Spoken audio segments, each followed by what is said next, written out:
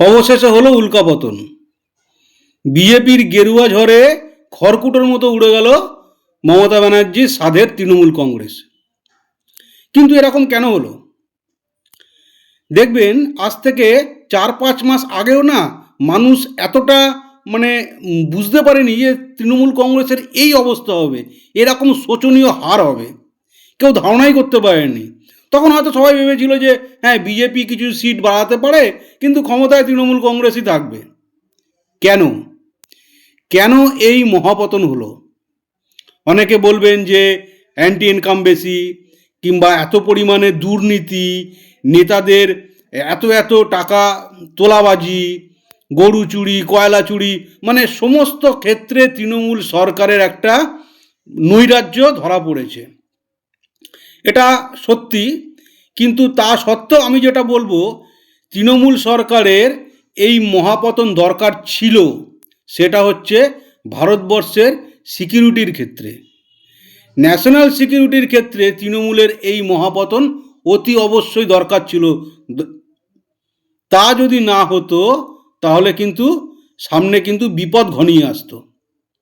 বাংলাদেশে হাসিনা সরকারের পরবর্তী পর্যায়ে মোহাম্মদ ইউনূস যখন বাংলাদেশকে লিড করছিলেন, তখন ওখানকার যেসব মৌলবাদী সংগঠন আছে জামাতে ইসলামীর মতন, তারা কিন্তু ধীরে ধীরে নিজেদের পাখনা বিস্তার করে।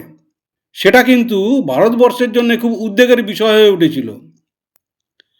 ওখানকার হিন্দুদের ওপর নির্যাতন, তারপরে ভারতকে বিভিন্ন সময় বিভিন্নভাবে চিকেন নেক বলে ভারতকে ঠেট দেয়া, এইসব ব্যাপার কিন্তু ভারতবর্ষ ঠিকমতো নেয়নি। পরবর্তীকালে যখন ইলেকশন হয় ওই দেশে, এবং হাসিনার যে পার্টিকে সরিয়েই যখন বিএনপি ওই জায়গায় ক্ষমতায় আসে বাংলাদেশে, তখন কিন্তু খেয়াল করে দেখবেন এই জামাতে ইসলামী বলে যে ওখানকার যে মৌলবাদী শক্তি আছে, এরা কিন্তু প্রায় 60টা থেকে 70টা সিট পায়।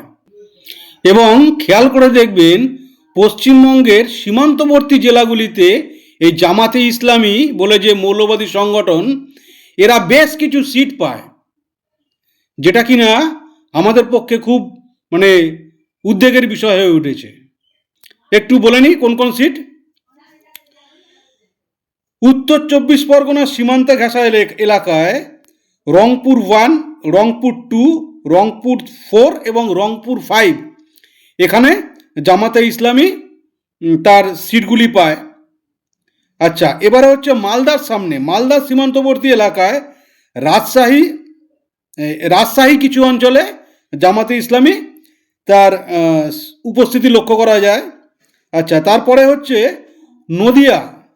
নদিয়া জেলার যেসব সীমান্তবর্তী এলাকা আছে, সেই জায়গা হচ্ছে কুষ্টিয়া 1, কুষ্টিয়া 2, কুষ্টিয়া 4, যশোর 1, যশোর 2, যশোর 4, এখানে কিন্তু জামাতে ইসলামী মোটামুটি ভালো ফল করেছে। আর একটা যেটা হচ্ছে সেটা হচ্ছে উত্তর 24 পরগনা সীমান্তবর্তী এলাকায়, এখানে সাতক্ষীরা 1, সাতক্ষীরা 2, সাতক্ষীরা 3, সাতক্ষীরা 4, এখানে সবচেয়ে শক্ত ঘাঁটি হচ্ছে জামাতে ইসলামীর। মোটামুটি বলতে গেলে আপনাকে যদি সহজ ভাষায় বোঝাই, তাহলে হচ্ছে দক্ষিণ সীমান্তে মানে নর্থ 24 পরগনার সাইডে সবচেয়ে বেশি শক্তি বিস্তার করেছে জামাতে ইসলামী। মধ্য অংশে অর্থাৎ নদিয়া মুর্শিদাবাদে মিশ্র ফল, আর একটা হচ্ছে উত্তর সীমান্ত নর্থ বেঙ্গল সাইডে জামাতে ইসলামী তার শক্তিশালী ফল করতে পেরেছে। সুতরাং পশ্চিমবঙ্গের এইসব সীমান্তবর্তী এলাকায় জামাতে ইসলামীর মতো মৌলবাদী সংগঠন যদি মাথাচাড়া দেয়, তা ভারতবর্ষের জন্য অতি উদ্বেগের বিষয় হয়। এছাড়া বাংলাদেশ থেকে যেভাবে মাইগ্রেন্ট হয়ে মানুষ পশ্চিমবঙ্গে ঢুকছে, বাংলাদেশে যেভাবে হিন্দু নিধন হচ্ছে, সেইটার দেখা দেখি পশ্চিমবঙ্গে রিসেন্ট মালদায় যেভাবে হিন্দু পলায়ন হয়েছে, মোথাবাড়িতে যেভাবে হিন্দুদের ওপর অত্যাচার হয়েছে, সেটা কিন্তু আরএসএসের মতন রাষ্ট্রীয়বাদী সংগঠন কিন্তু ভালো চোখে নেয়নি।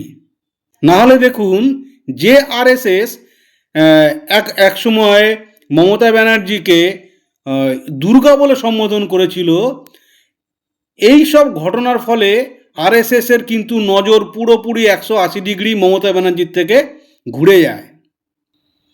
ভারতের সীমান্তে মৌলবাদী শক্তির উত্থান, সেখান থেকে সেই মৌলবাদীরা মাইগ্রেন্ট হয়ে আবার চলে আসবে পশ্চিমবঙ্গে, এটা কিন্তু ভারতবর্ষের ইন্টারনাল সিকিউরিটির ক্ষেত্রে একটা বড় রকমের থ্রেট।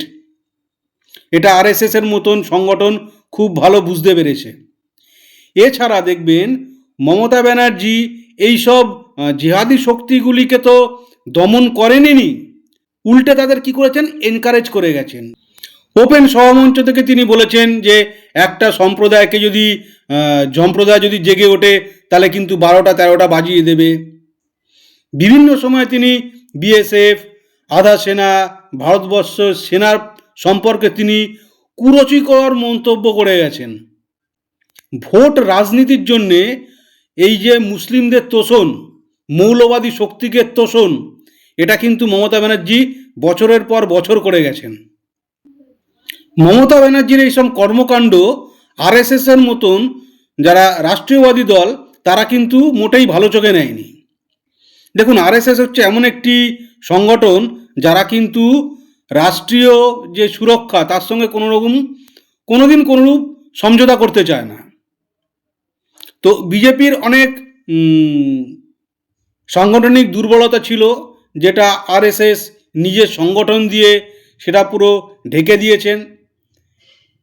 প্লাস এসআইআরে যেসব বেনজল ভোটার ছিল তারা বাদ পড়েছে। এবং লাস্ট বলতেই হয় অবশ্যই নির্বাচন কমিশনকে। নির্বাচন কমিশন যেভাবে আধা সেনার লাঠ্যৌষধি প্রয়োগ করেছে তাতে নির্বাচনটা হয়েছে একদম সুষ্ঠু ও অবাধ। ফলে মমতা ব্যানার্জি আর তার তৃণমূল সরকারের এই ধরাশায়ী অবস্থা। আমি এটাকে বিজেপি জয়ের থেকেও বেশি বলবো তৃণমূল ও মমতা ব্যানার্জি সরকারের পরাজয় হিসাবে। কারণ ভারতবর্ষের সিকিউরিটির জন্যে এই পরাজয়টা অবশ্যই অবশ্যই অবশ্যই দরকার ছিল। আজ তাহলে এই পর্যন্ত। ভিডিওটি ভালো লাগলে অবশ্যই লাইক, শেয়ার এবং সাবস্ক্রাইব অবশ্যই করবেন। ধন্যবাদ।